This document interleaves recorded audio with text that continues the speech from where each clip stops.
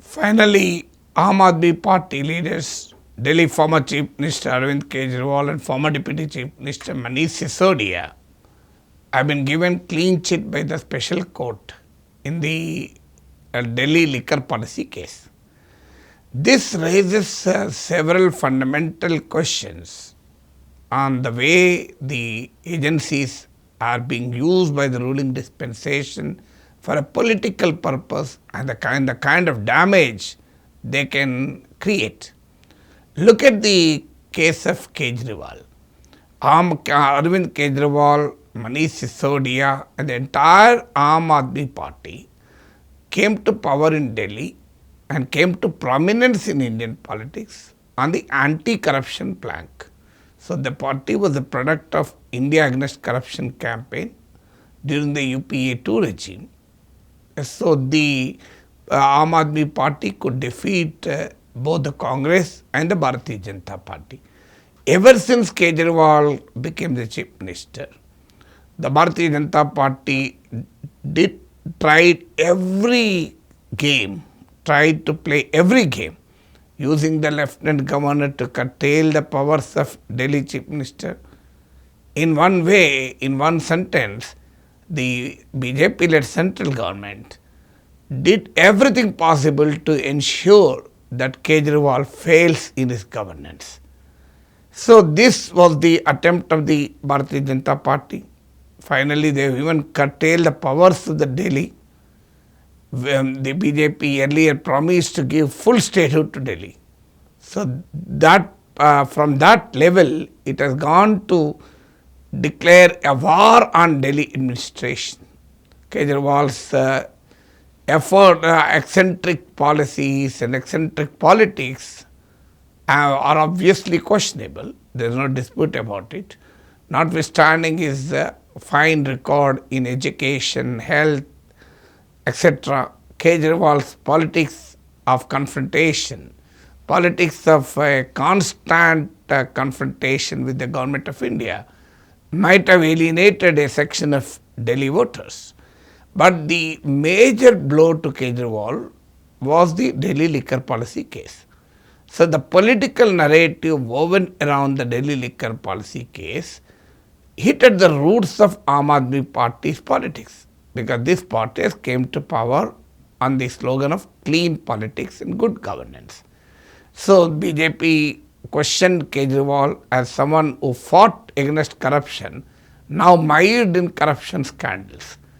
This contrast, which is projected as a political narrative, might obviously have convinced the Delhi electorate, because Kejriwal converted the Delhi assembly elections into a sort of referendum again on his arrest. So Kejriwal openly said, if you believe that I am corrupt, defeat me. If you believe that I am honest, give me power again. The people of Delhi defeated him. So therefore, the allegations in the Delhi liquor policy have significantly damaged the Aam Aadmi Party's electoral fortunes. So, but today the court simply says, this is a fabricated case, the case is bogus, there is no evidence at all, it is a predetermined case, preconceived assumptions. If we read the Delhi Special Court verdict, it has even gone to the extent of ordering a departmental inquiry on the CBI investigating officer who has dealt this case. So the court has said there is no evidence of any kind to suggest that there was corruption. The court has acquitted all the 23 accused in the liquor case, including KKavitha. So this shows how the political narratives, independent of the judicial pronouncements, damage the political career of leaders and parties. So then what is the solution? Because the cases go on for years and the ruling dispensation deliberately continues the case for long years so that the political narrative will have its impact. Look at the case against Chidambaram. I am not telling Chidambaram is honest or dishonest. That is not my business to tell. The court should tell. But his case related to INX Media, Aircel, Maxis, etc., were at least 20-year-old. The case was first alleged in 2006 and the first FIR was filed in 2011. Today ED seeks prosecution permission. What did it do for the last 15 years?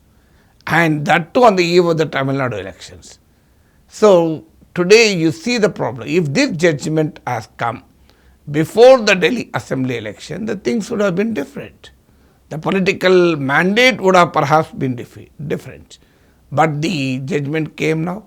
There are no elections for the next 3 to 4 years, whether Lok Sabha elections or Assembly elections. So what should the Aam Aadmi Party do? It might have got the legal relief, but what about the political relief? So who should be held responsible for the political price Kejriwal has paid for a case which is essentially, as per the court verdict, a fabricated one? I am not judging on the merits of the case. I am only going by the findings of the court, because I am not in favor of a media parallel trial.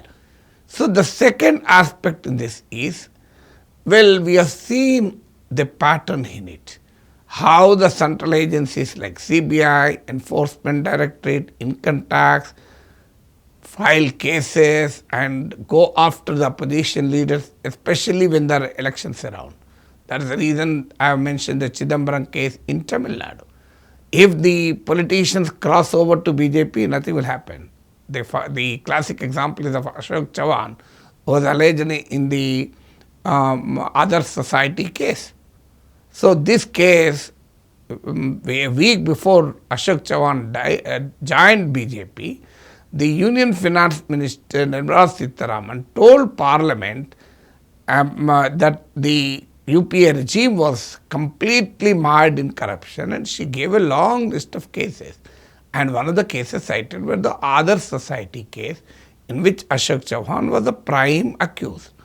Ashok Chavan joined the BJP, he was given the Rajya Sabha seat, he was made the BJP chief campaigner in Maharashtra. So where are the ethics? Ajit Pawar, Prime Minister Narendra Modi alleged that he is involved in 70,000 crore corruption gutala, and he was made the finance minister in the NDA regime. We have seen Hemanta Biswa Sarma facing CBI cases when he was in Congress. Now there are no cases. Not a single inch the cases against Jagan have proceeded, even a single inch. So he is on bail. How is it possible when all the opposition leaders are facing serious corruption cases and even going to jail? How could Jagan Mohan Reddy, despite being an NDA rival in Andhra Pradesh, could escape the political vendetta? Is it possible without the BJP's tacit support? So this shows, I am not again making any judgment on the cases on Jagan Mohan Reddy, but I am only telling, how can he be on the bail for for so many years, and many a time he is not even going to court also. So that shows how CBI and ED cases go after opposition politicians but do not do anything to those who are direct or indirect allies or even prospective allies of Bharatiya Janata Party. Look at cases against Mamata Banerjee. Is anything happening? So she is a rival for BJP in West Bengal. I don't know, something can happen before the assembly elections. But not much is happening, essentially because Mamata Banerjee is disturbing the India alliance to the benefit of Bharatiya Janata Party. Look at, that's the reason the cases against Mamata Banerjee and Abhishek Banerjee failed to make any significant headway. Look at, if you look at the parties opposed to BJP, every political party is the victim in the hands of CBI or ED or IT or any other central agency. The only party which has not faced any action by the central agencies is Majlis Ittihad al-Muslimin. Have you seen any CBI case, ED case, income tax case against OIC brothers or his supporters? Absolutely not.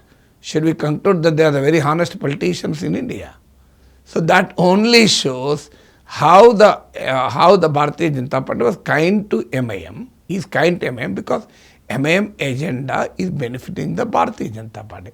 So there are allegations that MIM acts as a vote cutter or a background, a backroom ally of BJP. I am not making such allegations, but the fact remains that MIM agenda benefits the BJP in terms of counter Hindu polarization.